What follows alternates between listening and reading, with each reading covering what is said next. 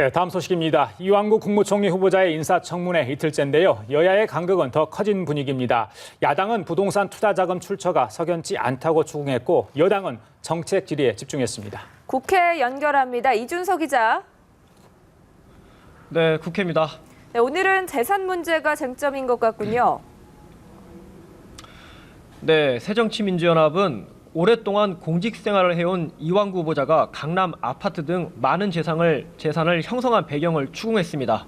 이완구 후보자가 부모님과 처가에서 도움을 받았다고 설명하자 관련 자료를 제대로 내지 않고 있어 명확한 해명이 되지 않는다고 지적했습니다.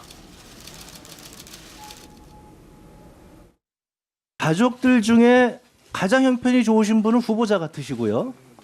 그런데 가장 형편이 좋은 후보자한테 전부 유산을 다 물려주세요. 동생한테 2억 5천 빌린 거는 출마하실 때 빌리셨나요? 네. 근데 이 동생은 어제도 제가 말씀드렸다시피 형편이 굉장히 안 좋아서 집이 계속 경매를 당하고 네, 분당 땅 투기 의혹이 불거진 차남의 재산 문제도 도마 위에 올랐습니다. 야당의 요구에 이완구 후보자가 결국 재산 내역을 공개했는데요. 20억 원짜리 분당 토지와 예금 1,300만 원, 대출 5,500만 원이 전부라고 밝혔습니다.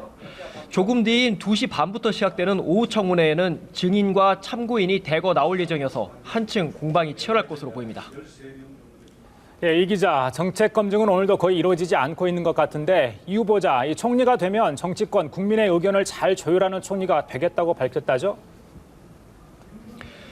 네, 이완구 후보자 감싸기에 나선 새누리당은 정책 질의 중심으로 초점을 의혹에서 정책으로 이동시키려 하고 있지만 잘 되진 않고 있습니다.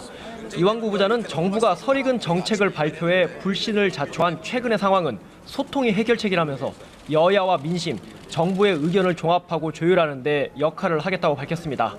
특히 인상과 개편 여부를 놓고 설왕설래가 오간 주민세 그리고 건강보험료 부가체계 개선 등에 대해서도 소신을 밝혔는데요. 직접 들어보시겠습니다.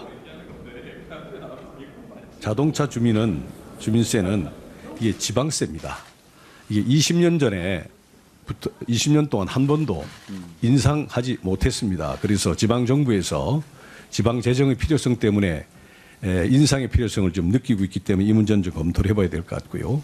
이 건보료 문제는 지금 정부에서 고민하고 있는 것으로 알고 또 정치권에서도 이 일을 제기하고 있기 때문에 이 문제는 좀 종합적인 검토가 필요하다고 생각합니다.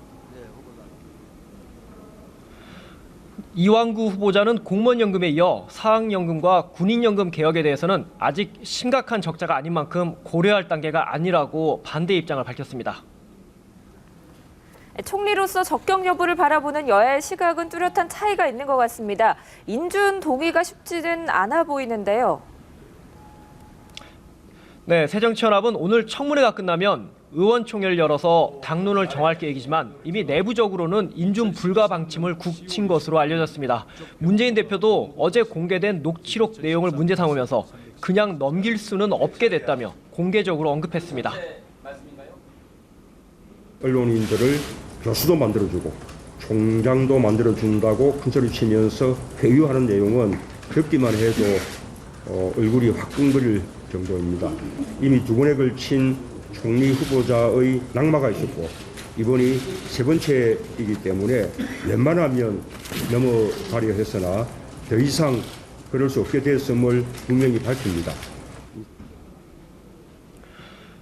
무난한 인준을 낙관했던 새누리당에는 비상이 걸렸습니다. 일단 상황을 더 지켜보겠다며 말을 아끼고는 있는데요.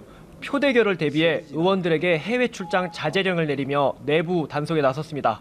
여당으로서도 단독 표결은 정치적인 부담이 크지만 이번에도 총리 후보자가 낙마한다면 국정 운영에 심각한 타격이 불가피한 만큼 단독 표결 가능성도 배제하지 않고 있습니다. 지금까지 국회에서 연합뉴스TV 이준서입니다.